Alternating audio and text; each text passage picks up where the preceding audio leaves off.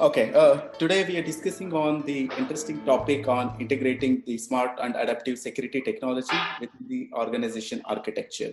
Want to have a quick introduction from our panel member. Let's start with the order. So over to you, Engineering Hashem.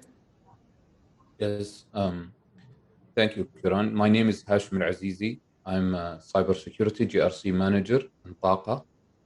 I have worked in multiple companies, including insurance, finance, and as well as security consultations companies with more than 8 years of experience in GRC. Thank you. Okay, thank you, Hashem.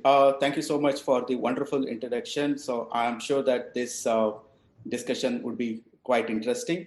So as you guys know, right, like traditionally prevent and detect approaches are inadequate, right? Many enterprise IT security teams spend much of their time focused on preventing a cyber attack. It is more of a catching than the proactive initiatives like embed adaptive security technologies at the core of the organization strengths.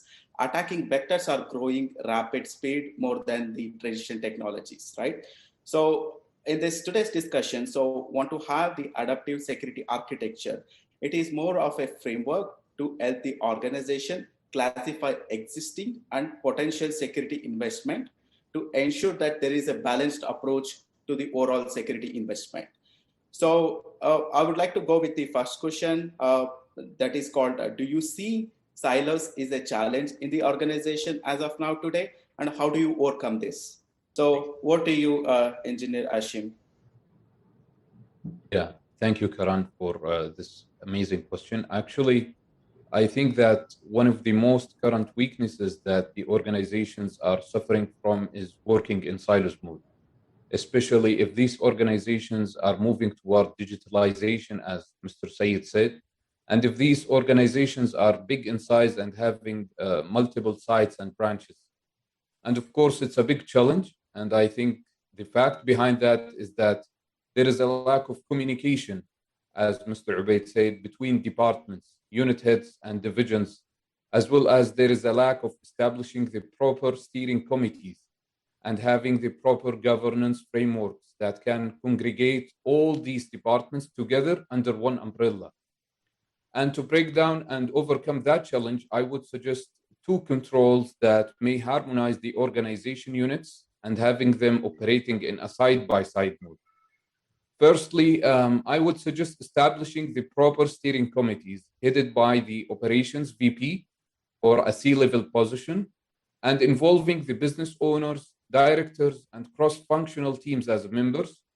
This entails creating a proper steering committee charter and have a frequent meeting, especially in the first interval of its establishment.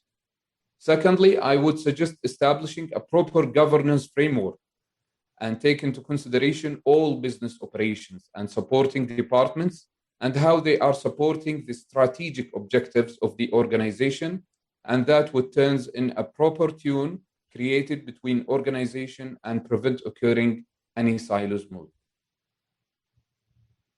Okay, excellent. I think absolutely it makes a lot of sense actually. Putting the right governance at the right place, right, is very crucial for the organization driving to reach to the company's objective.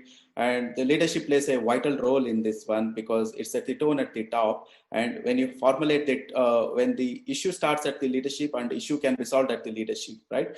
So where that so they can formulate a committee to discuss on the what are the challenges, what are the shortcomings, what are the strategic initiatives that need to overcome to prevent these silos kind of operating model. Thank you for that. So moving on with this, so many organizations may follow enterprise architecture references like the best practices of SAPSA or TOGAF, or they may have their own tailor-made enterprise architecture to meet to the organization goals and vision. In some cases, the organization may not have a proper enterprise architecture itself, right? How do you integrate next generation adaptive security architecture into the overall enterprise architecture? Over to you, Ashim. Yes.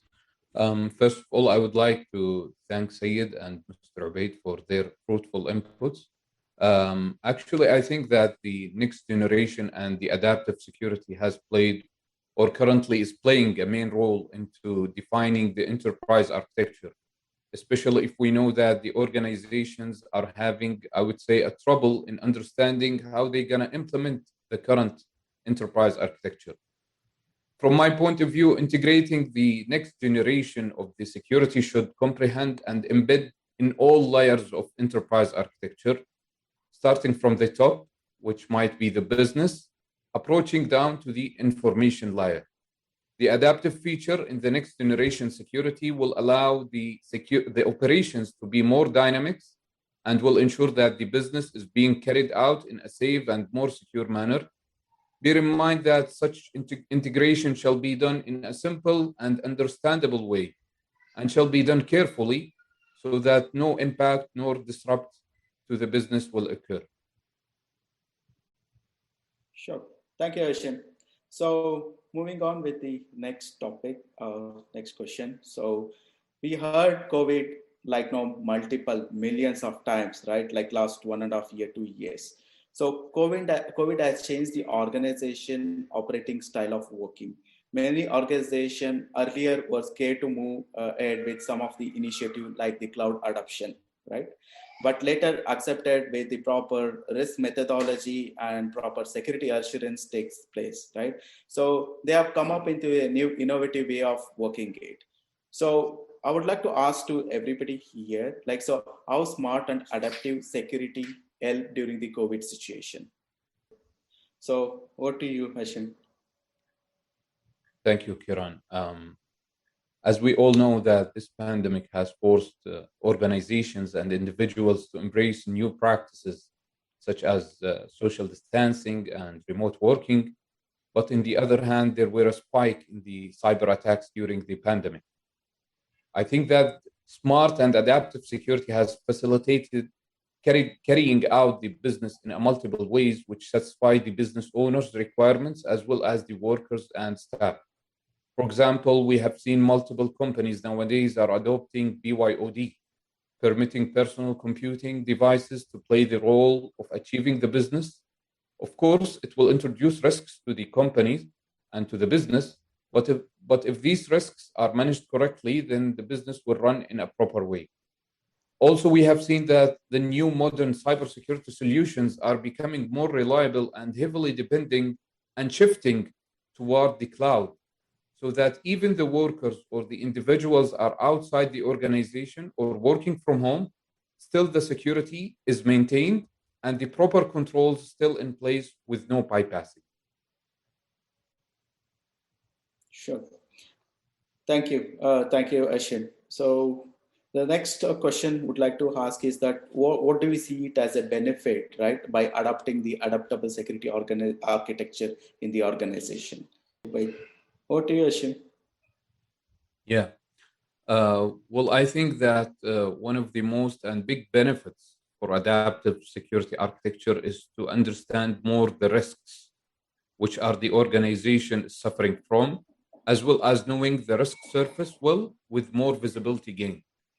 Other benefits might include focusing on how we can run the business securely instead of concentrating on the conventional security activities such as implementing and operating security controls. Adaptive security architecture might help also in the collaboration between business departments and enable a shared accountability for protecting the assets and the information in the organization. One last benefit which might mention, which is that due to its adaptive approach, security processes are consistently tracked and measured and optimized based on the business needs and expectation from stakeholders. Thank you for that insight. So on the next question, so as part of the broader digital transformation, right, secure cloud solutions can increase the business agility and generate cost savings and transform outcomes with artificial intelligence and advancing decision-making tools at the edge. So would like to ask a question to you guys, like, so how integrating tools and smart solution to secure our cloud architecture? I would like to ask the panel members, what is the most important study our security infrastructure situation or buying a new security system? if you have a limit amount on money. So anybody would like to take this question? Could you repeat the question, please, Kiran? Sure. So I think this question from Khalid, like, so what is the most important, study our security infrastructure situation or buying a new security systems? If you have a limit on amount of money. So what I understand is that, like, no, so if you have a budget scarcity, right? Like, so what is the infrastructure improvement in terms of implementing the security technologies, right? What is the priorities which you would like to give it in the organization? Yeah. If you allow me, can I answer this question? Yeah, please, go ahead. Thank you. First of all, I would like to notify that whenever any security solution has been acquired or has been purchased to the organization, it should be effective and it should mitigate or a risk. It should be mitigate a risk, for example, for some kind of risk that the company is surfing or is suffering from. So I would suggest first to measure the effectiveness of the current security solution that you have. If it is not effective, then you might probably develop a business case for developing or for acquiring or purchasing another security solution. But take into consideration the budget, take into consideration the constraints, the resources that you have before you can acquire or purchase another security solution. Thank you, Hashem. All right. I think, like, so with the interest of time, so I would like to thank the one sponsors and the MS event management team for arranging this wonderful event. And it is definitely a fruitful discussion with all the panel members. Thank you, everyone. So over to you, Aman. Thank you so much, gentlemen. Thank you, Kiran. Thank you, Syed. Thank you, Engineer Hashem. And thank you, Mohammed.